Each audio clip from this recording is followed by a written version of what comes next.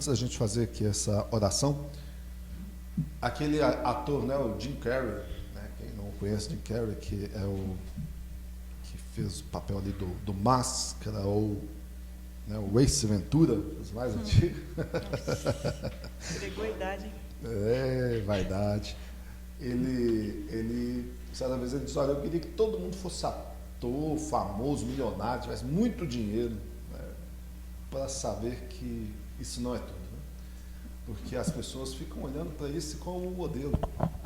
E ele pode falar que tem, né? Ator bem sucedido lá americano, então muito dinheiro, né? E a conclusão dele mesmo com isso tudo é que assim, olha, isso não é tudo, né? E neste mundo mal aonde a gente vive, nós devemos entender que a idolatria, ela, que é um pecado, né, contra Deus, a Bíblia inclusive fala que é semelhante à feitiçaria, né? A gente colocar a nossa fé, a nossa confiança ou a nossa esperança nas coisas é um pecado de idolatria. Quantas vezes a gente não é condicionado pelas coisas ou inspirado pelas coisas, né? Só que as coisas vêm, as coisas vão, né? As coisas podem ser conquistadas, mas podem ser perdidas, né? As coisas podem trazer um benefício ou não, né? Porém, o Senhor, Ele sim deve ser a nossa inspiração. Amém? Amém. Você respirou hoje? Graças a Deus. Graças a Deus, né, por isso. Você poder respirar? Isso é graça de Deus. Isso é graça de Deus. Ou seja, porque Deus te deu essa possibilidade agora. Não foi nessa hora que você acordou que você respirou. Agora você está respirando porque o Senhor está sustentando para que tudo isso fosse possível. Não é? Que maravilha, você está me ouvindo, né? É lógico que assim, eu não estou falando aqui na questão do problema anatômico, né? Alguém pode ter um problema de audição, alguém pode ser surdo, né? Alguém pode estar mudo, enfim. Mas não é isso. O fato de vocês estarem ouvindo aqui é porque alguma coisa está acontecendo para que isso seja possível. Cientificamente, é lógico que eu não vou tentar falar e explicar isso, porque senão eu vou falar besteira, mas, ou seja, o ar, o oxigênio está possibilitando aqui, né, nas minhas cordas vocais, formar uma palavra, e por causa desse oxigênio está chegando até você. Sim. Se nós estivéssemos aqui num vácuo, né, não teria propagação de som. Então, ou seja, tudo isso Deus criou perfeitamente para que nós aqui, com entendimento, nós temos entendimento, né? Nós podemos olhar para as coisas e imaginar e planejar. Nós temos esse sentimento lógico dentro de nós das coisas. Isso é maravilhoso. O cachorro, o gato, por mais que a gente ame, né? O passarinho ou qualquer outro animal, não planeja isso aqui. Ele tem um instinto, né? De comer, beber, Verdade. procriar. Nós temos aqui raciocínio lógico.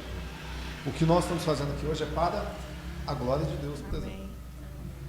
Amém. A gente colocar uma cadeira, a gente colocar um microfone, colocar isso tudo aqui, sempre que Deus nos deu uma capacidade de construir, de planejar, de crescer, de produzir, de ajudar a abençoar outros. A Bíblia diz que tudo que nós fazemos, ou seja, nós devemos fazer para o Senhor. Isso é maravilhoso, né? E nenhum dos nossos trabalhos é em vão no Senhor, quando feito para o Senhor. Então isso aqui hoje é para o Senhor. De alguma forma na eternidade que nós não sabemos, um dia vai estar lá assim, ó, por esse momento de culto que você está fazendo agora, que não é em vão no Senhor, vai ser reconhecido. Então se vai ter lá uma foto não do Instagram, que o Instagram é bem mundano, mas no céu, no céu branco, que a gente não sabe o que é, vai ter lá que esse dia, 18 de julho, você estava nesta manhã cultuando e glorificando a Deus. Isso não vai ser em vão, Senhor. Então que a sua mente, o seu coração esteja no Senhor e não nas coisas para idolatrar. Amém? Não idolatre, adore a Deus. Vamos orar.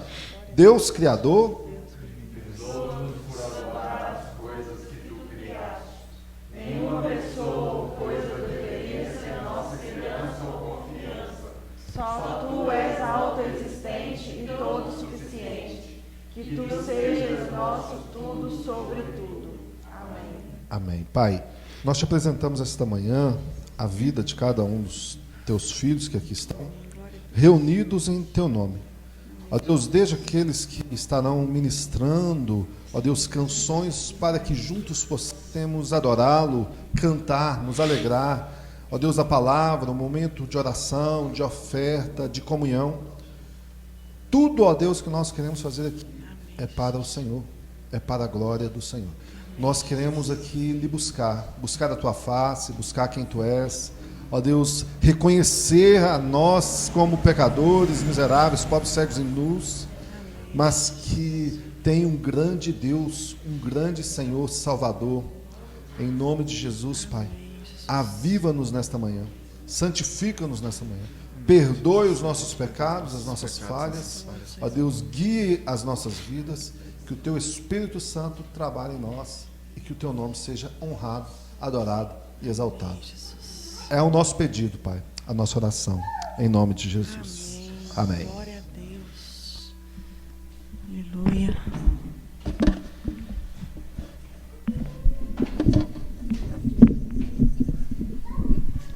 Graças a Deus. Bom dia, irmãos. Amém. Amém. Te convido a igreja a adorar o Senhor. Vamos adorar esse Deus maravilhoso, que isso que foi tudo dito aqui é tão lindo, né? Como que realmente nós facilmente nos desviamos, né, do nosso Deus, do nosso Criador, né? E o homem, ele troca as coisas criadas, né, pelo Criador, pela glória do Senhor. Que o nosso coração, que a nossa mente, irmãos, eu acredito que é um dos segredos, ele está ligado na eternidade, ligado nas coisas do Senhor, sabe? Naquilo que o Senhor ele tem reservado para cada um de nós, sabe? Quando a gente se atém nisso, né, tudo aqui ele se reduz muito, né? A gente tira um pouco o olhar, né, joga tanta importância assim, né, nas coisas, né, nas coisas materiais, nas nossas emoções, principalmente, e assim nós temos um alvo, nós temos uma meta, nós temos algo a perseguir, né, e a presença de Deus, que é a mais importante. Quando a gente começa a valorizar a presença do Deus vivo em cada momento da nossa vida, né, isso faz toda a diferença em nós, amém? Então, te convido a adorar esse Deus maravilhoso. Se entregue ao Senhor.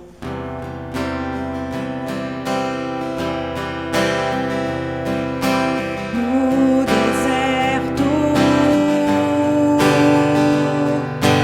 de quem eu fui,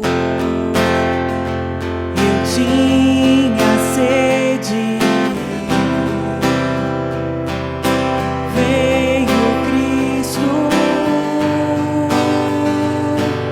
E tudo se fez diferente.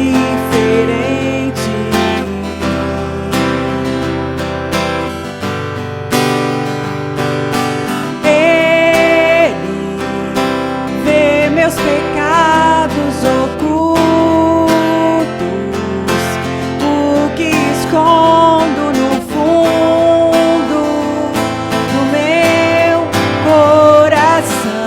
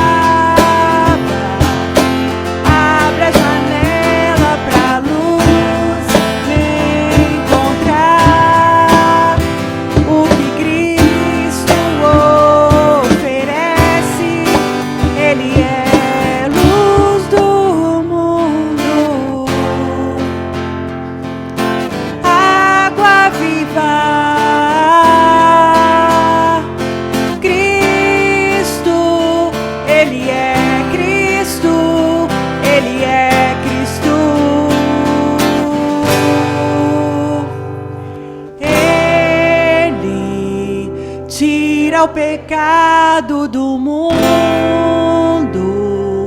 planta a esperança na terra do meu coração.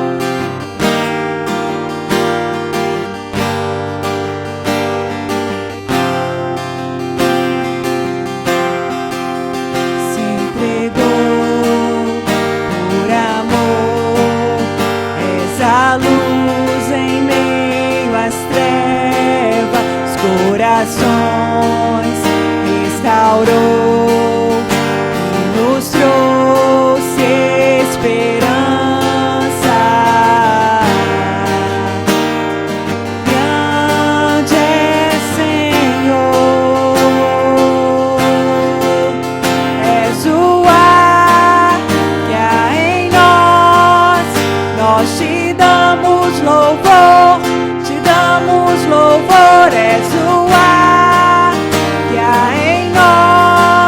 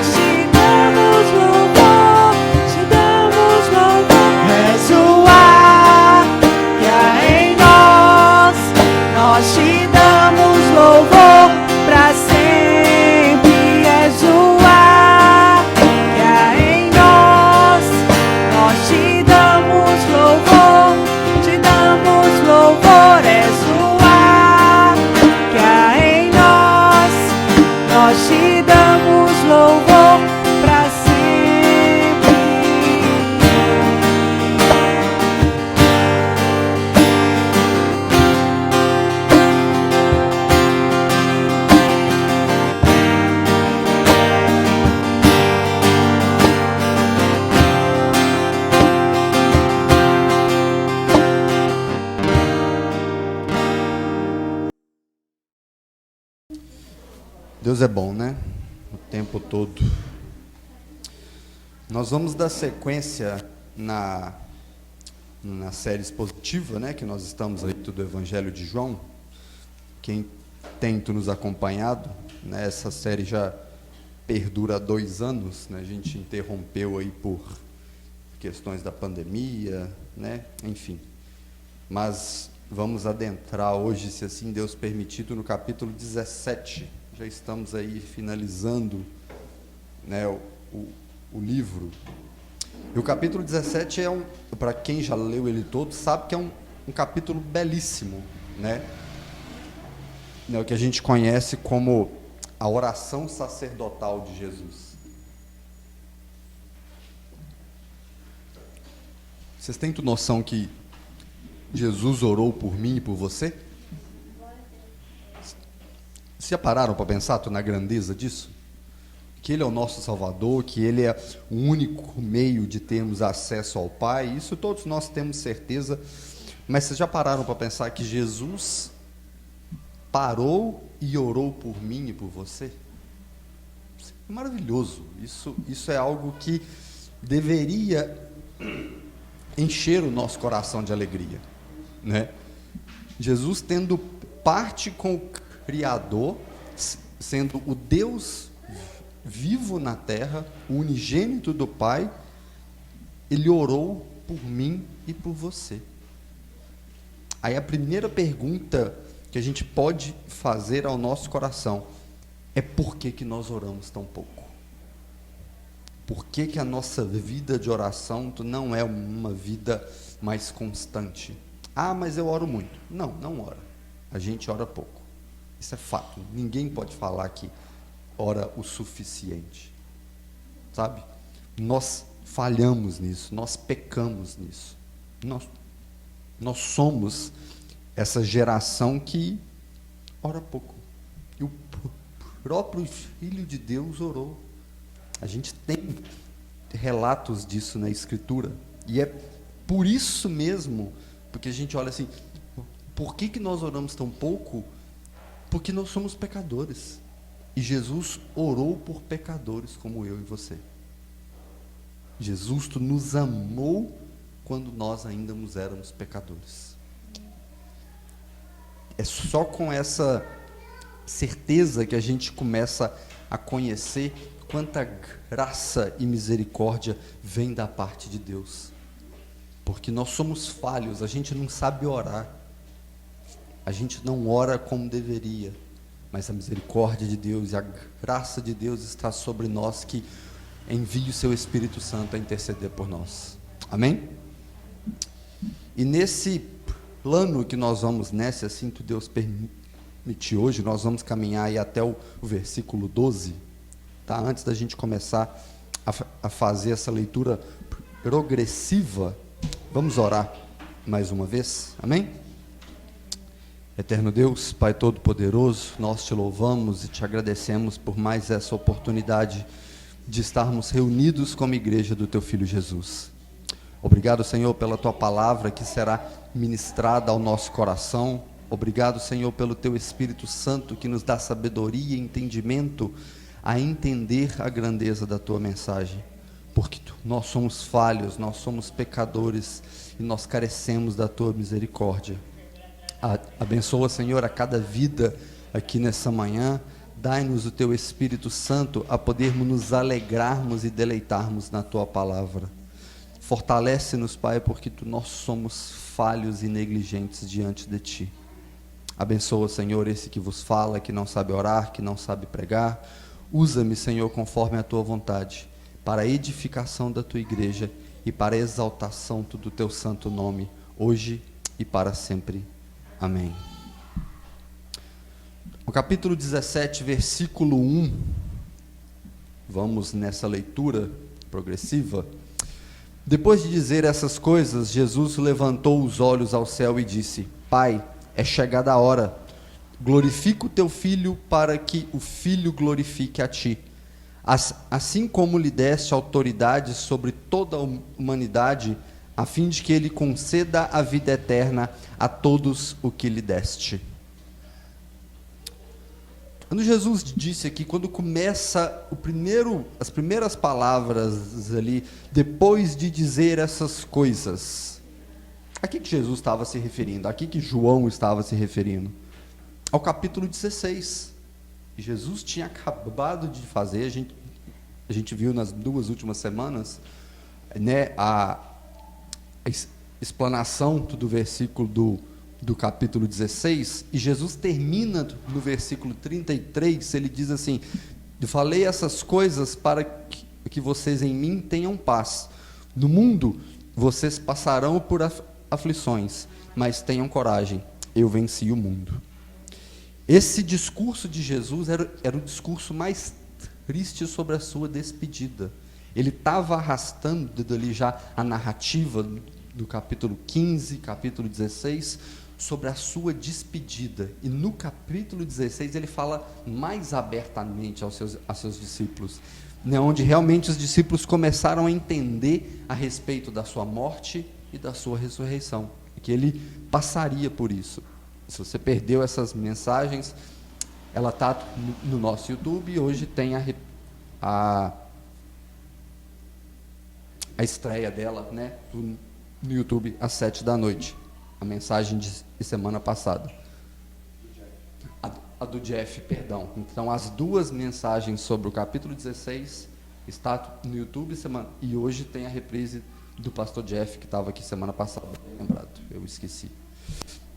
Então, sobre o que Jesus está falando aqui? Ao dizer essas coisas, ou seja, sobre a sua morte, sobre a sua ressurreição, sobre a tristeza que os discípulos passariam com a sua morte e a alegria depois com a sua ressurreição, Jesus levanta os seus olhos para o céu e diz: era um costume da época as pessoas orarem olhando para o céu, em sinal de gratidão a Deus, em sinal de temor, de reverência ao Deus Pai. Impressionante que Jesus, sendo Deus, ainda tinha essa reverência ao Deus Criador. E no Salmo 123, no versículo 1, ele diz assim: para ti tu levanto os meus olhos, e a ti que ocupas o trono do céu. E Lucas 18 ainda mostra isso no versículo 13, que ele vai dizer assim: mas o publicano ficou à distância, ele nem ousava olhar para o céu. Então, ou seja, o costume da época era se orar olhando para o céu. E Jesus fez isso com toda a reverência, né, ao Pai, em louvor, em adoração. Isso é algo que muita gente, às vezes, hoje, por exemplo, eu já recebi essa pergunta. Falei assim: nossa, como que eu devo orar? Sentado, ajoelhado, com os olhos abertos, os olhos fechados? Falei assim: não importa. Você pode orar plantando bananeira, se você conseguir. Mas que seja em verdade, que seja em temor a Deus, que seja com o coração quebrantado diante do Pai. A gente não tem uma normativa de como orar nas Escrituras. O que a palavra de Deus nos diz é que Deus procura adoradores de espírito e verdade. Amém?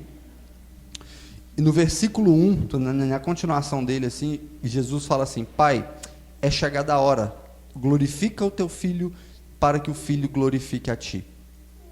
Que hora que é chegada essa? A que Jesus está falando? Da sua morte, da sua ressurreição e da sua glorificação junto ao Pai. Jesus ora realmente com o coração aberto, sabendo que o momento da sua obra estava para ser consumado. A sua ressurreição, né, a sua morte, o sangue dele derramado no madeiro. Ele estava ciente daquilo ali. E era disso que ele falava o tempo todo na sua carta com seus discípulos. O João vem falando disso constantemente, que era o fim do seu ministério terreno. E agora sim, estava cada vez mais perto. E quando ele diz: glorifica o teu filho, para que o filho glorifique a ti. Aqui nós temos algo muito grande, que muitas vezes a gente não percebe, é que no Antigo Testamento não tinha isso muito claro, que era Deus dando a sua glória a outro.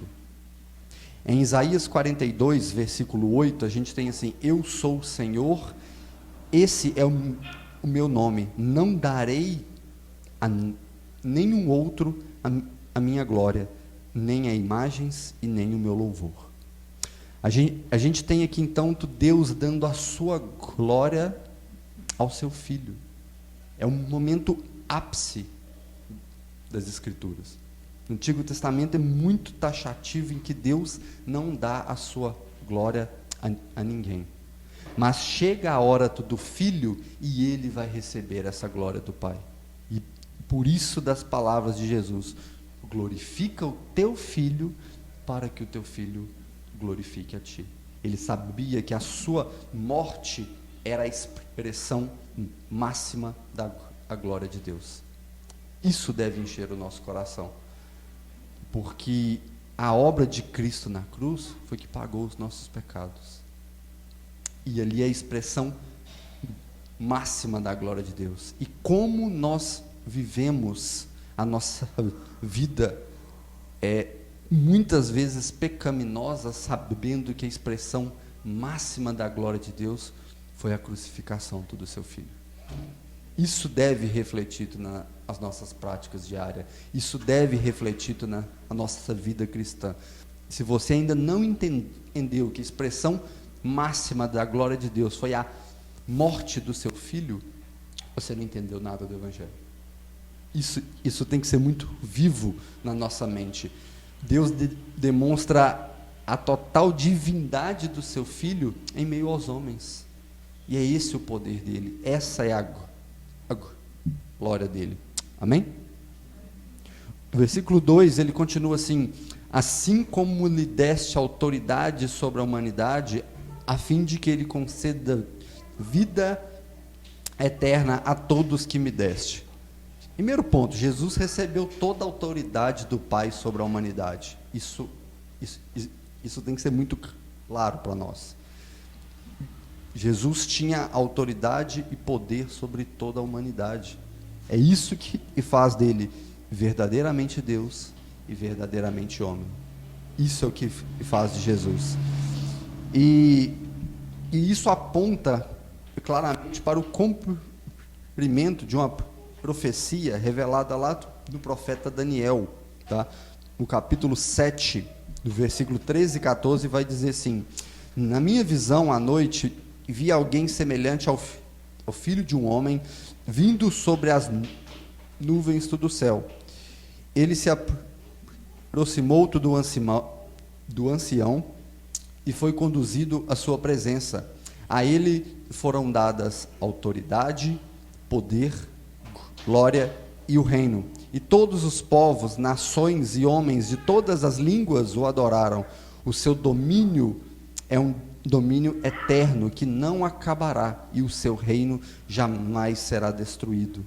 Ou seja, a profecia sobre poder e autoridade de Jesus já tinha sido dada há muitos e muito tempo atrás. Mateus 28, 18 diz assim: então Jesus aproximou-se deles e disse: foi-me dada autoridade no céu e na terra. Jesus recebeu essa autoridade, esse poder do Deus Pai. Ele era divinamente Deus na terra. Durante muitas vezes eu já questionei isso na minha cabeça. Falei assim: o Deus vivo andou aqui nessa terra.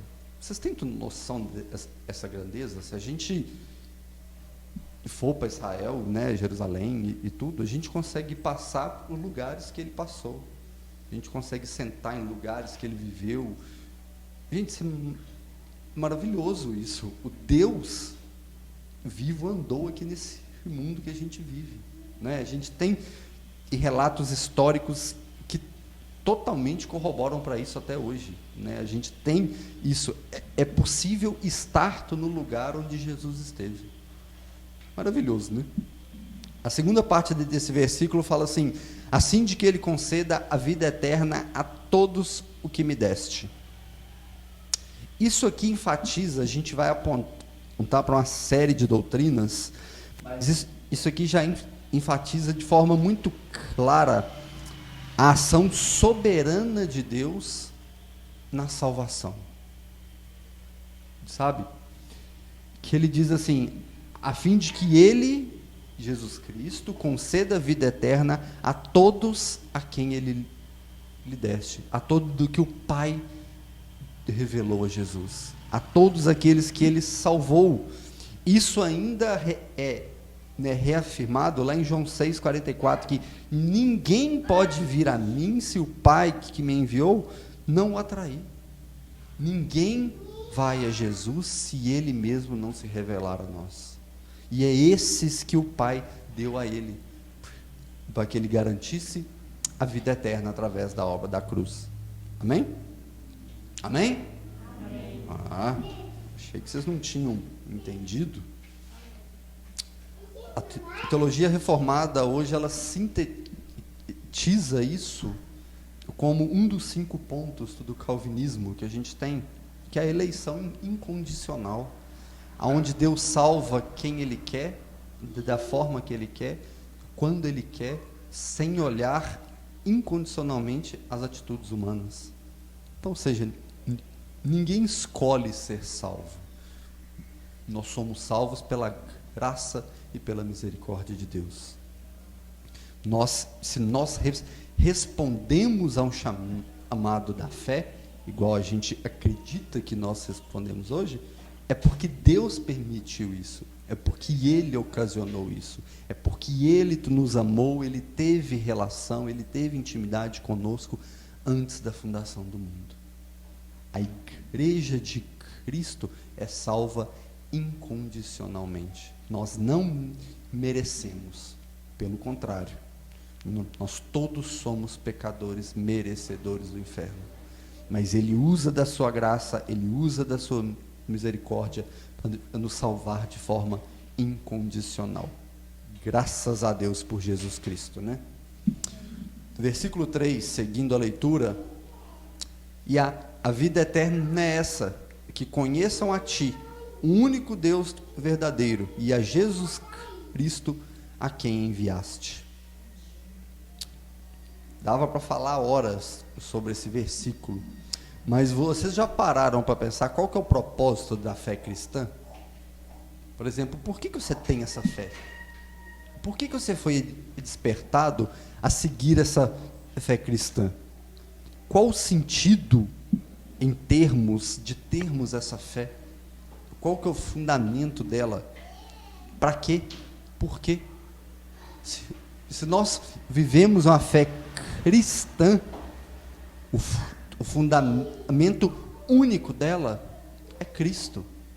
Não existe outro fundamento para a fé cristã.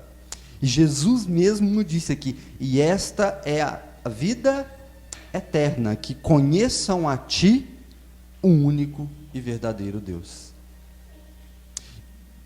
Em João 3,16, né, versículo aí quase que para-choque de caminhão, né? Porque Deus amou tanto o mundo que deu seu Filho unigênito para todo aquele que crê não pereça, mas tenha. Pois Deus enviou o seu Filho ao mundo não para condenar o mundo, mas para que esse fosse salvo por meio dele. Qual que é o propósito da fé cristã? Se a gente não entender o propósito, a gente não entendeu o Evangelho.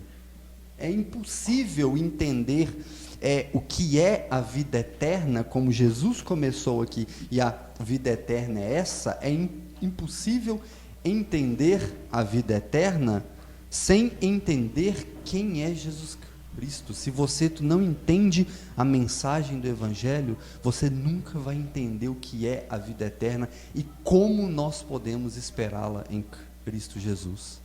É impossível. O maior propósito de Deus não era condenar o mundo já estava condenado desde o Éden, mas o propósito de Deus com Jesus Cristo era salvar todos aqueles que crescem no seu Filho e crescem que Ele era o verdadeiro Deus e verdadeiro homem, e que Ele era enviado de Deus ao mundo para pagar pelos nossos pecados. Esse é o propósito da vida eterna. Se a gente não entender isso, nós não entendemos nada. E na sequência, o versículo 4 vai dizer assim: eu te glorifiquei tu na terra, realizando a obra que me deste para fazer.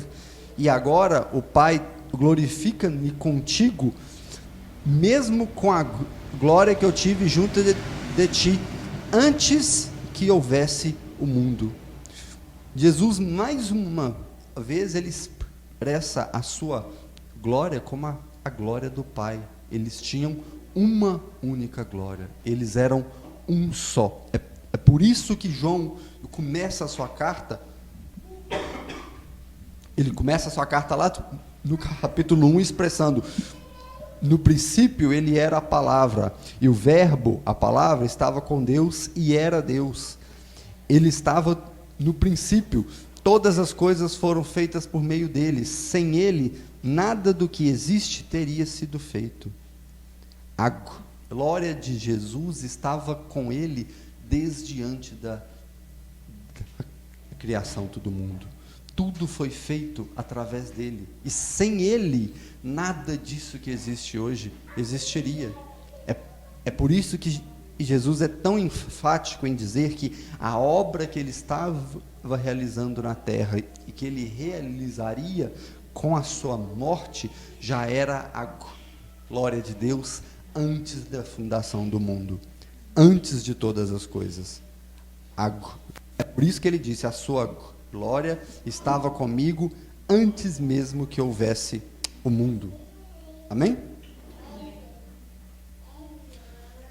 Versículo 6. Versículo 6, seguindo a leitura: manifestei o teu nome àqueles que me deste do mundo. Eram teus e tu os deste a mim, e eles têm guardado a tua palavra. Agora eles reconhecem que todas as coisas que tens me dado provêm de ti, porque eu lhes transmiti as palavras que me deste, e eles a receberam. Verdadeiramente reconheceram que eu saí de ti e creram que me enviaste. E quando nós lemos as Escrituras, eu já falei isso aqui algumas vezes, o pastor Wagner também, a gente tem que ter um cuidado muito especial com duas palavras, principalmente no Novo Testamento: a palavra mundo e a palavra todos, porque muitas vezes elas apontam para sentido que não é o sentido literal da palavra. Então, ou seja, essa interpretação ela tem que ser feita muito cuidadosa dentro desse contexto, né? Para a gente entender o real sentido do versículo, para entender o real sentido do capítulo. E senão não tem sentido a gente ler por ler. E a nossa leitura já é muito superficial. E se a gente não entende o sentido dessas palavras, dificulta ainda mais. E muitas vezes, por exemplo, no capítulo 6, ele vai dizer assim, ó, no versículo 6, perdão, ele vai dizer assim: manifestei o teu nome àqueles que me deste do mundo, eram teus e tu os deste a mim, e eles têm guardado a sua palavra. De quem Jesus estava falando? Ele estava falando dos seus discípulos, porque ele falou: manifestei o teu nome àqueles que me deste do mundo. Aqueles que estavam no mundo, ele manifestou o nome de Deus a eles, e eles receberam esse nome, e eles têm guardado a tua palavra. Ele estava apontando para os discípulos, os verdadeiros discípulos que tinham sido eleitos, aqueles que tinham sido salvos, aqueles que realmente creram que ele era o Filho de Deus. Mas isso aqui não aponta somente para os discípulos daquela época. Isso aponta para nós também. Porque Deus manifestou em nosso coração a verdadeira palavra. E nós cremos. E nós temos guardado essa palavra como a verdade divina. Mas isso por conta de Jesus Cristo, por causa dele. Não há mérito em nós nisso. Nós antes rejeitamos e negamos essa verdade. Se não fosse a obra soberana do Espírito Santo dentro do nosso coração, para nos fazermos arrependermos dos nossos pecados, a gente nunca tinha abraçado dessa verdade. A gente tinha continuado rejeitando ela, como sempre rejeitamos por toda a vida. Amém? E na sequência do versículo, mostra o efeito da salvação na vida deles. Sabe? Eles têm guardado a sua palavra. Ninguém guarda a palavra da verdade se não for um salvo, se não for uma pessoa que verdadeiramente nasceu de novo. Guardar as Escrituras é uma bênção daqueles que são nova criatura. E isso é o que Jesus deixou muito claro aqui. O versículo 7 ele vai falar assim: agora eles reconheceram que todas as coisas que tem me dado vêm de ti, porque eu lhes transmiti todas essas palavras que me deste, e eles receberam e verdadeiramente creram que eu saí de ti e creram que me enviasse. Antes nós éramos duros, nós odiávamos a verdade, nós odiávamos a palavra de Deus. Mas o próprio Jesus está falando ali dos discípulos daquela época, daquele tempo, que eles passaram a crer que ele era o Filho de Deus. Eles passaram a crer na verdade, e eles entenderam isso.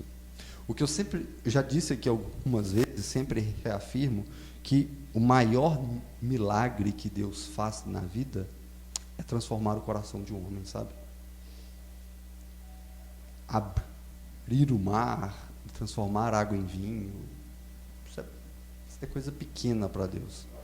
Pegar um pecador que antes odiava a palavra, que tinha um coração endurecido, e fazer todo esse homem um servo, a qual ele passa a amar os seus preceitos, isso é o maior milagre da vida.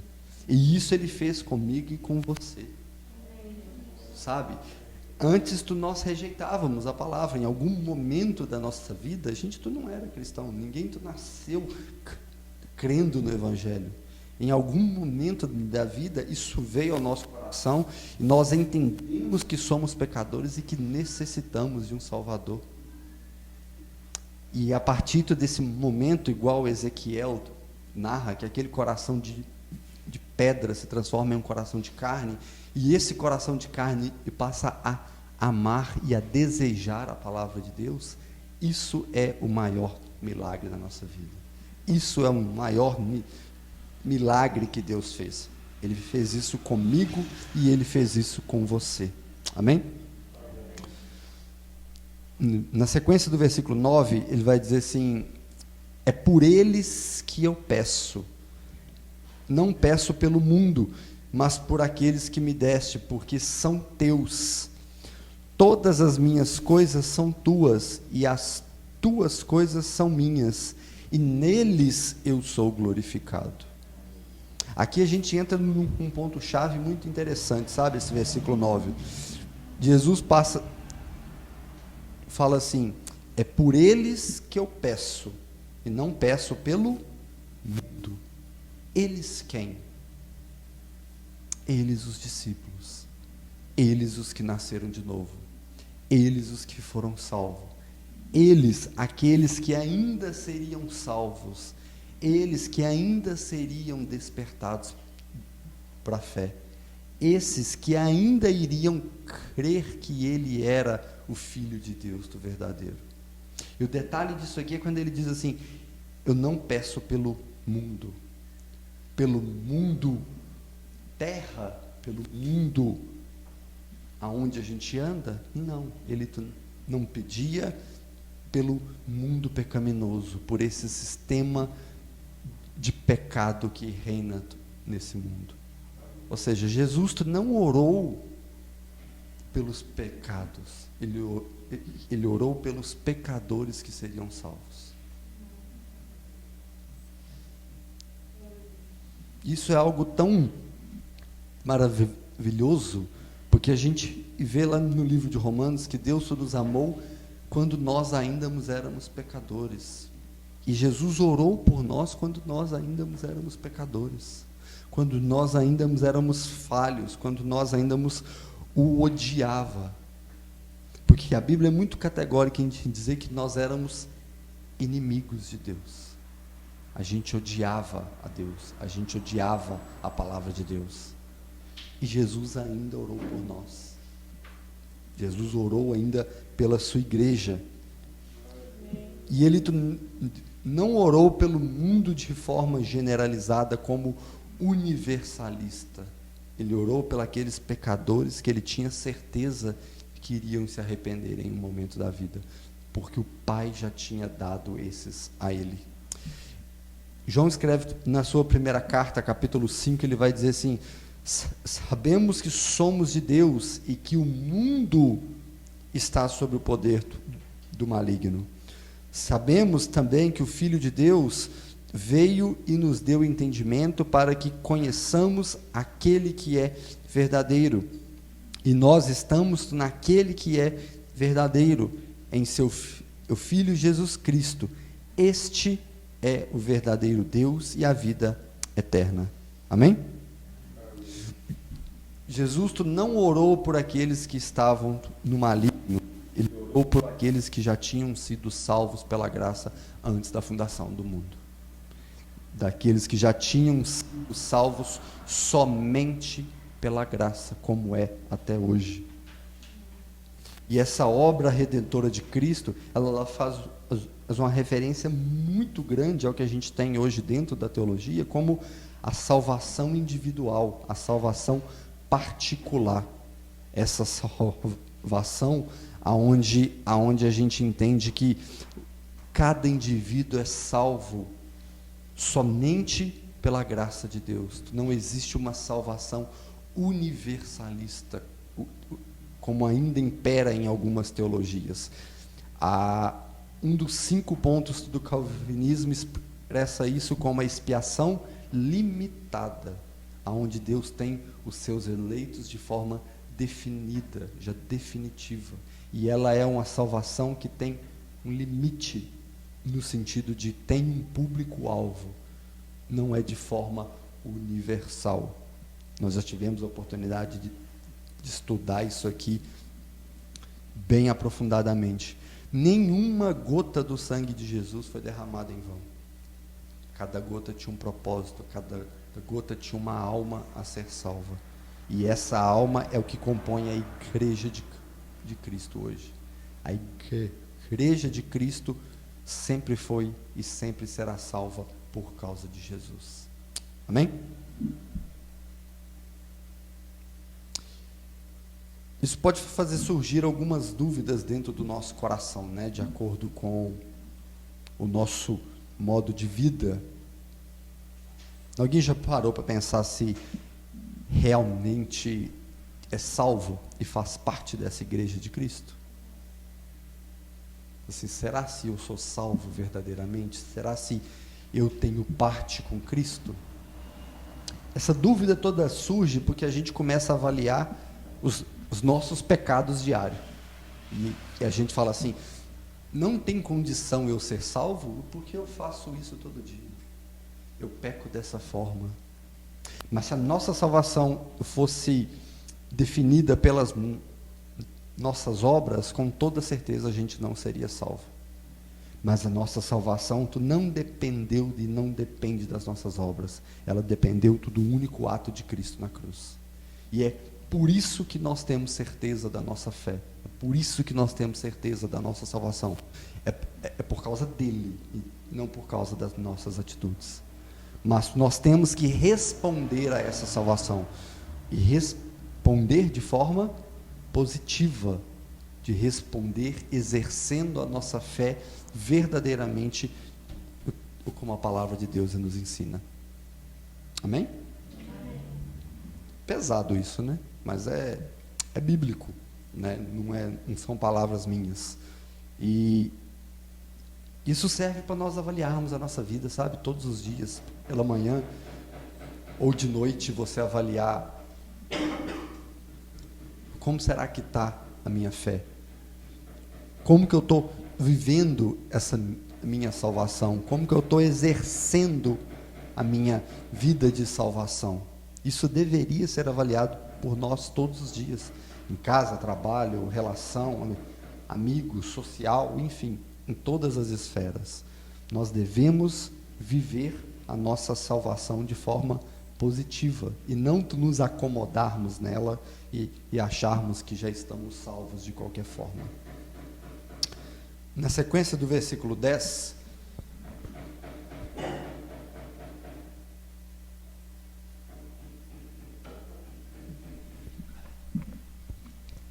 a sequência do versículo 10 vai dizer assim: todas as minhas coisas são tuas, e as tuas coisas são minhas, e neles eu sou glorificado.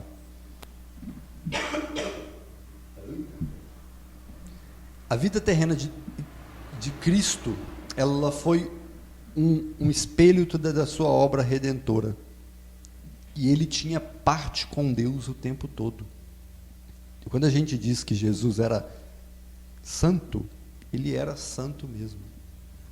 A sua atitude, a sua vida era uma com o Pai. Eles eram um. E nisso ele glorificava a Deus expressamente aqui na terra. A sua justiça, ela foi expressa na cruz. E como eu disse, ali foi o ápice da fé cristã. Ali foi o ápice da glória de Deus. Então, qual que é o modelo de vida do nós como discípulos, como novas criaturas, como seguidores de Jesus? Qual que é o modelo de vida que nós devemos buscar a ter? Aí vem uma outra pergunta: a minha vida, a sua vida, ela está glorificando a Deus? Os meus atos, as minhas palavras, eles estão glorificando a Deus? Uma das primeiras coisas que a gente pode pensar, que pode dar alguma dúvida disso, é nós acharmos que glorificar a Deus é somente dentro da igreja. Você vem, você participa do culto, você serve, você dá a sua oferta, você louva, você toca, você canta, você prega. Isso glorifica a Deus?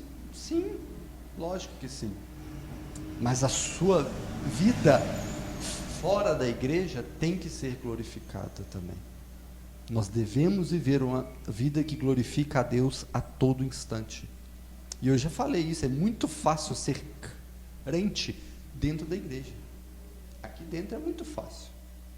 Você está só no meio de pessoas que expressam a mesma fé, que te respeitam, que te olham de uma forma diferente. É muito fácil ser crente aqui dentro e lá fora. E quando ninguém está te vendo? E quando você está sozinho em casa? Quando você está mexendo no seu celular? Quando você está no seu trabalho e seu patrão não está por perto, você glorifica a Deus ali também? O apóstolo Paulo expressa isso de uma forma, lá em 1 Coríntios, no capítulo 10, ele vai dizer assim, no versículo 31, assim quer vocês comam, bebam ou façam qualquer outra coisa, façam tudo para a glória de Deus. O simples fato de você comer e beber já é um ato que você deve glorificar a Deus. Façam tudo. Tudo aqui é literal. Tudo para a glória de Deus. Aí a gente pode avaliar, Jesus viveu a vida dele realmente glorificando a Deus a todo instante. Glorificando a Deus com a expressão máxima da sua glória. Eles eram um e eles tinham essa unidade. E nós, como nós estamos glorificando a Deus? Como nós estamos vivendo a nossa vida em casa, no trabalho, em relacionamento, em nossos pensamentos?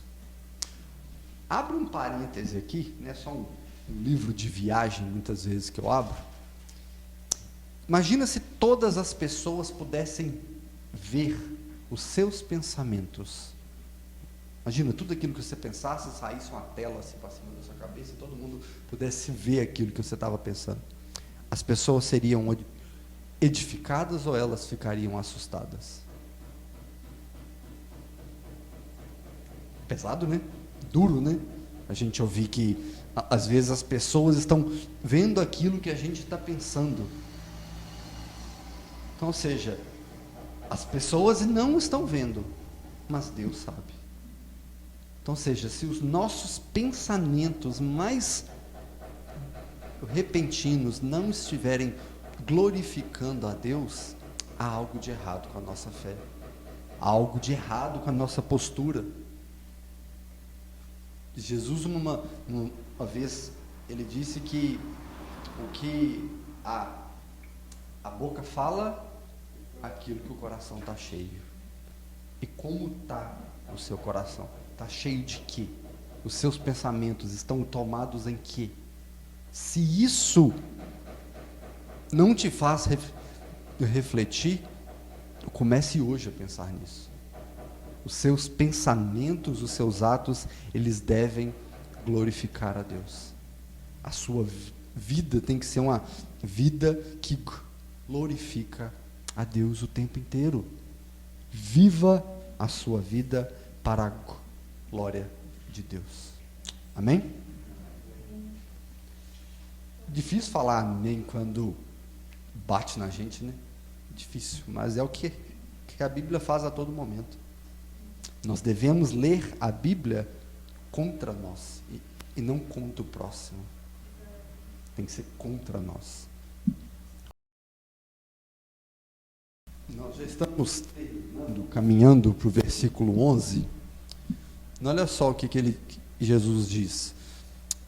Já não estou tu no mundo, mas eles continuam tu no mundo, enquanto eu vou para junto de ti. Pai Santo, guarda-os em teu nome, do que me deste, para que eles sejam um comigo, assim como nós somos um. Jesus estava com os discípulos, os orientou, os guiou, os protegeu contra o mal espiritual, enquanto ele estava com eles ali no ministério terreno, né?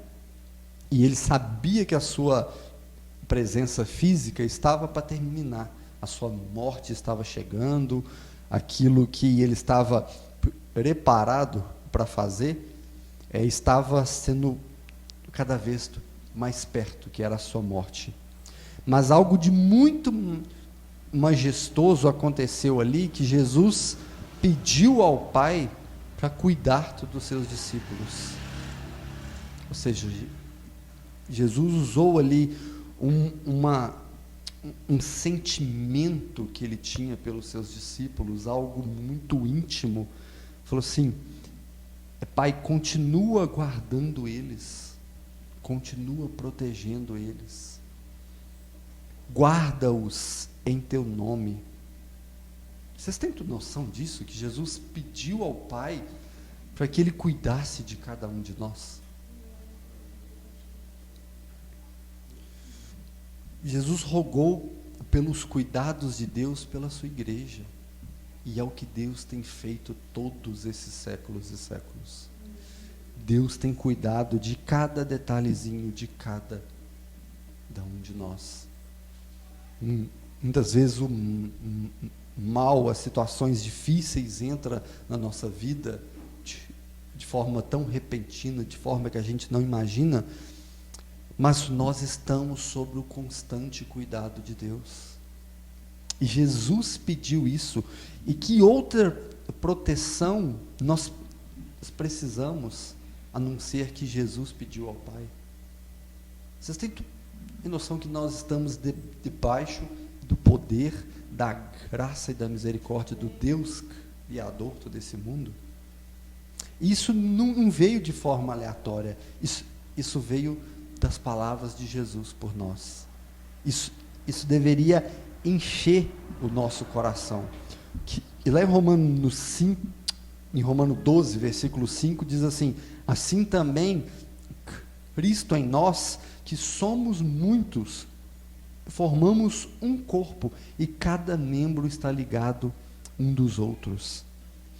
Quando Jesus diz ali no final do versículo 11, para que eles sejam um, como eu sou um contigo, Jesus está falando com Deus assim: cuida deles e faz deles um conosco, assim como eu sou com você. Guarda eles perto de você. Tenha intimidade, tenha esse amor, tenha esse cuidado. Guarda a tua igreja para que eles sejam um conosco, como eu sou com você.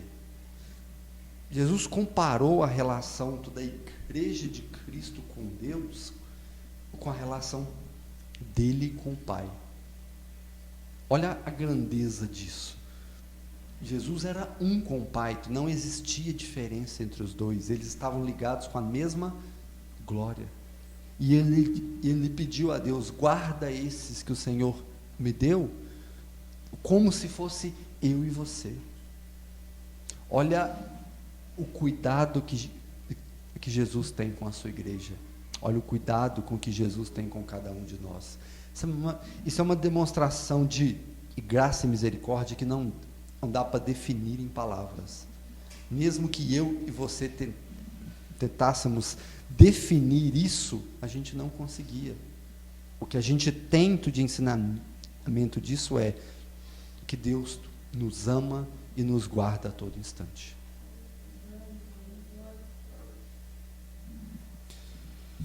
No versículo 12, quando eu estava com eles,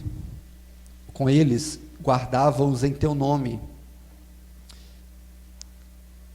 Guardava em teu nome que me deste. Eu os protegi e nenhum deles se perdeu, exceto o filho da perdição, para que se cumprisse as Escrituras. Esse versículo abre um campo gigantesco para a gente adentrar em várias doutrinas, né, em outras coisas que a gente demandaria muito tempo.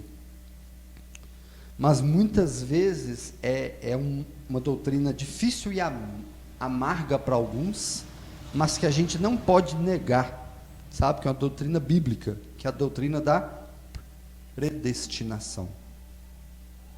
É duro muitas vezes de entender, de aceitar, mas que é uma doutrina que não pode ser negada. Ela está nas Escrituras. A doutrina da predestinação. E aqui a gente tem um apontamento direto para isso, sobre a vida de quem? Sobre a vida de Judas. Quem era o filho da perdição? Era Judas. A gente tem isso em Lucas, a gente tem isso em Atos, a gente tem isso em diversos outros textos. Mas a palavra aqui que mais importa para nós agora é que Jesus guardou todos os seus discípulos e nenhum deles se perdeu. E é a promessa que ele fez, que ele disse que ele era o bom pastor e que nenhuma ovelha sairia da mão dele. Então, ou seja, quando a gente olha para aquela questão que ainda é muito debatida, assim, eu posso ou não perder a minha salvação? Se ela dependesse de você, você perderia. Mas ela está nas mãos de Jesus. Não vai perder. Não vai ser perdido. Por mais que você caia na fé, por mais que você fraqueje, por mais que você perca aquele primeiro amor que você teve, você será restaurado, você será motivado novamente, você será alimentado pelo Espírito Santo, porque nenhuma ovelha se perderá desse aprisco, nenhuma ovelha será tomada das mãos de Jesus. Isso foi uma promessa dele para a sua igreja. Se a nossa salvação dependesse de nós, a gente perderia no primeiro minuto de liberdade. Simples assim. Simples assim. O filho da perdição, que era Judas, o traidor, ele estava predestinado para aquilo, para que se cumprisse a profecia, para que se cumprisse as Escrituras. Antes de todas as coisas acontecessem, isso já estava determinado. Salmo 41, versículo 9, diz assim: até o meu melhor amigo, em quem eu eu confiava e partilhava o pão, voltou-se contra mim. Pesado esse versículo, né? E muitas vezes a gente vive isso. Aquelas pessoas com quem a gente ama, aquelas pessoas com quem a gente tem uma relação, tem algo de muito especial, essas pessoas podem se voltar contra nós a qualquer momento da vida. A gente pode ter realmente um amigo traidor, aquele que nos abandona, aquele que nos dá as costas em qualquer momento da vida. Mas aqui a profecia, não somente nesse texto, mas em vários textos, apontava para que Judas seria o traidor. E isso não poderia ser mudado. Mas, para nós finalizarmos a promessa de Deus sobre esses versículos que nós lemos, e se Deus permitir, semana que vem a gente termina esse capítulo, mas a promessa de Deus para que nós descansemos na sua palavra, em 2 Tessalonicenses, capítulo 3, versículo 3. Mas o Senhor é fiel, e Ele os fortalecerá e os guardará do maligno. Amém? Fecha seus olhos por um instante. Deus Pai, nós te louvamos, e nós somos gratos pela Tua palavra que o Senhor trouxe ao nosso coração. Obrigado, Senhor, pelo Teu Espírito Santo que nos dá sabedoria, entendimento a entender toda a Tua Escritura. Nós somos falhos, nós não temos capacidade alguma de entender isso sem que a Tua graça e a Tua misericórdia esteja sobre nós. Abençoa, Senhor, cada vida aqui nessa manhã, cada família aqui representada, e que a Tua palavra entre no nosso coração e que frutifique, e nós possamos descansar, que nós possamos nos alimentar em Ti, que nós possamos ter certeza de que o Senhor cuida de cada segundo da nossa vida, independente daquilo que está acontecendo no mundo, independente daquilo que está acontecendo ao nosso redor, nós temos a certeza que a Sua promessa é que o Senhor, Tu não deixaria nenhum de nós, da Sua igreja, se perder, e que o Teu cuidado seria incansável sobre as nossas vidas. Aviva, Senhor, isso dentro do nosso coração e nos faça descansar em Ti, que nós possamos sair tudo aqui, Senhor, diferentemente do modo do que entramos, que nós possamos sair alimentados por Ti, pela Tua palavra, e convencidos de que Cristo é tudo que precisamos na nossa vida. Abençoa, Senhor, os nossos corações, é o que nós Te pedimos como igreja de Cristo, em nome do Teu Filho Jesus. Amém e amém. Amém. Graças a Deus pela palavra do Senhor. Espero que os irmãos tenham sido edificados. E nós chegamos agora no momento de entregar as nossas ofertas, né? E para sustento mesmo, né? Da obra, desse local, né? Que a gente deve sempre lembrar que aqui é um ponto de pregação, né? É um ponto em que a palavra de Deus ela é divulgada, né? Ela é propagada, né? Como assim explica a própria palavra, nos ensina e nos instrui. E eu te convido aí, antes da gente ofertar, a abrir sua Bíblia, aqueles que puderem, lá em Gênesis, no capítulo 4. Nós vamos ler a partir do versículo 3. Gênesis capítulo 4, versículo 3. Amém? A palavra de Deus diz assim: Passado algum tempo, Caim trouxe do fruto da terra uma oferta ao Senhor. Abel, por sua vez, trouxe as partes gordas das primeiras crias do seu rebanho. O Senhor aceitou com agrado Abel e sua oferta, mas não aceitou Caim e sua oferta. Por isso Caim se enfureceu e o seu rosto se transtornou. O Senhor disse a Caim: Por que você está furioso? Por que se transformou seu rosto, se transtornou? Se você fizer o bem, não será aceito, mas se não o fizer, saiba que o pecado ameaça a porta. Ele deseja conquistá-lo, mas você deve dominá-lo. Amém? Disse, porém, Caim a seu irmão Abel: Vamos para o campo. Quando estavam lá, Caim atacou seu irmão e o matou. Essa mensagem é muito profunda. né, esse capítulo aqui, quem puder, tiver a oportunidade de ler, o capítulo 4 de Gênesis, né, o que eu queria dizer para os irmãos é o seguinte, do que a gente pode extrair desse texto, é que antes, né, 2 irmãos, né, que foram ofertar a Deus, e a Bíblia fala que Caim ele chegou a oferecer as primeiras partes, as partes gordas, ou seja, aparentemente algo muito bom, né? Porém, a palavra diz que Deus não aceitou Caim nem a sua oferta. Então, antes de aceitar a nossa oferta, essa oferta material que a gente deixa aqui, né? O Senhor ele nos aceita, ele vai primeiro nos aceitar, né? Será que nós estamos levando uma vida diante do Senhor? Como que está cada um de nós? O que nós temos? Como está o nosso relacionamento com Deus? E para saber o que agrada a Deus, para saber qual é a oferta agradável ao Senhor, nós temos que nos alimentar da palavra dele. É isso aqui, ó, oração.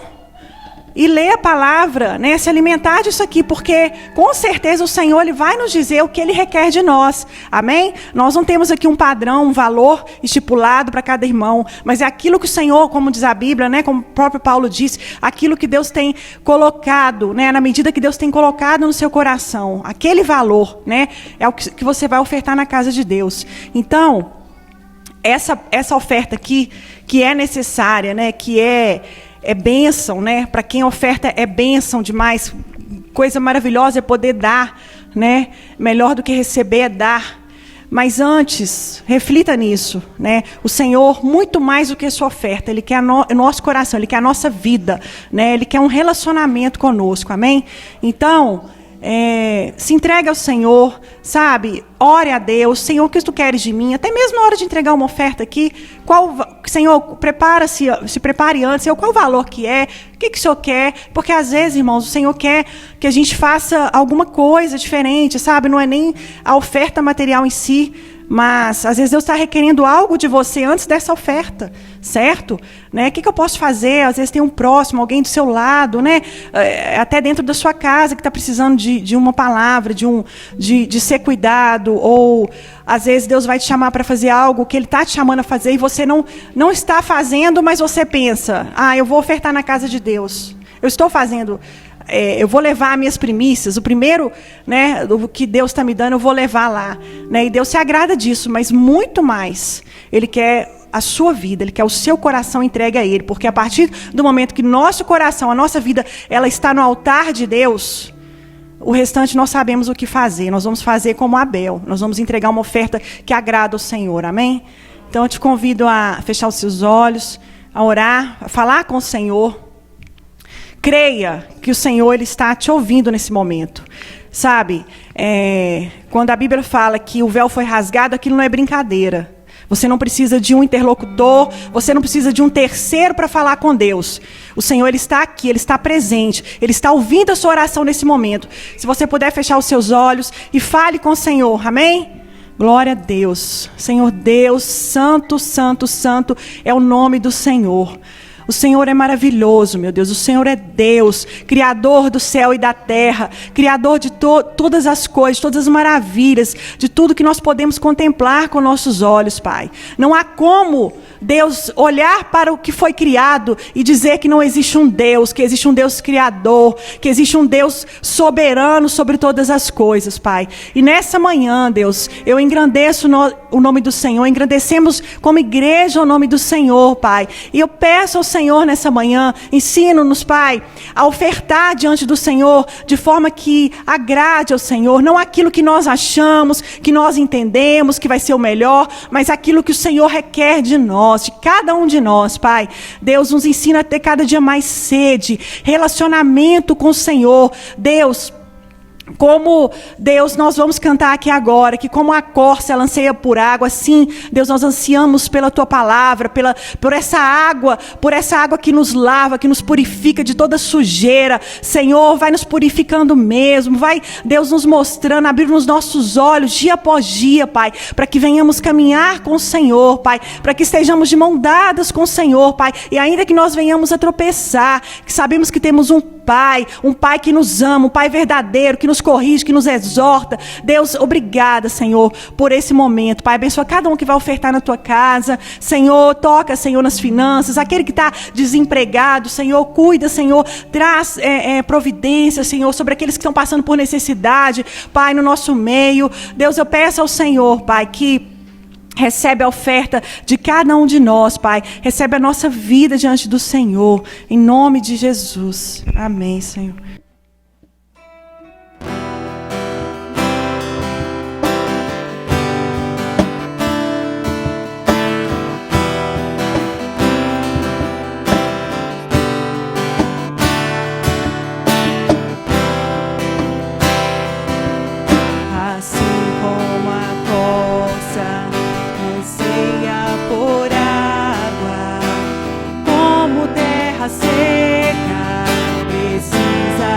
Chuva, meu coração tem sede de ti, Rei meu e Deus meu. Declara assim como a corça.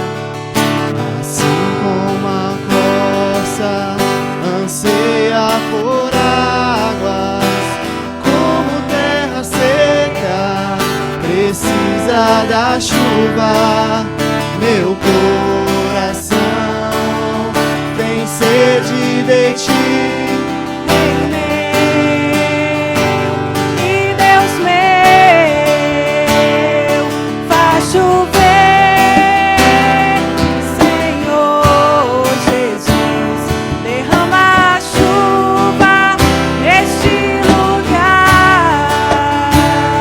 Vem com teu rio, Senhor Jesus, inunda o meu coração.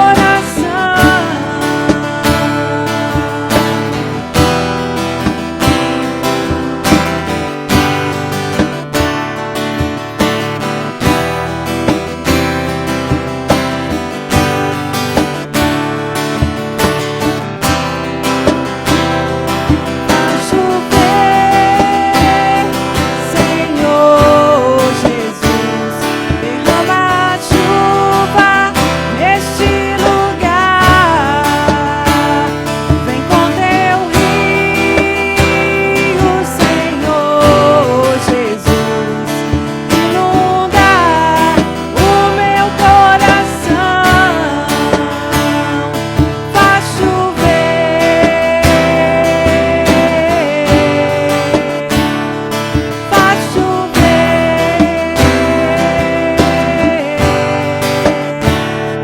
faz chover.